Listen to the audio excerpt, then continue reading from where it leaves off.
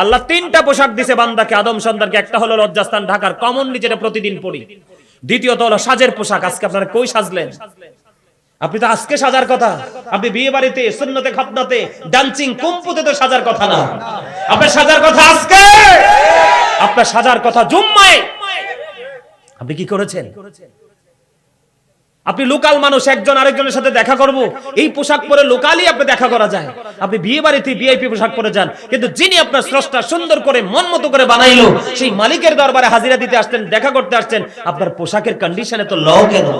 তাহলে আপনাকে আমি কিভাবে ইমানদার বলবো? কিভাবে আপনাকে আমি সচেতন বলবো? কিভাবে আপনাকে তাকওয়া সম্পন্ন ব্যক্তি বলবো? এই আপনি দাঁড়ান, এই চশমাওয়ালা দাঁড়ান। আপনি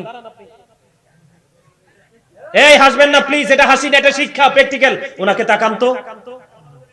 আরে ওনার দিকে তাকান না আপনারা। সবার চাইতে সুন্দর না? এই যে শাড়িতে বসতে দেখেন, ম্যাক্সিমাম লোক নতুন নতুন পোশাক পরে আসছে। বসেন, কষ্ট দিছি, সরি। এই কেন বললাম, আপনি লোকাল মাঠে যেটা পরে যান, আল্লাহর কাছেও যেটা পড়তে আসেন। বিশেষ করে হিন্দু মুসলমান একসাথে আছেন, আমি আপনাকে সালাম দিব। কি দিব?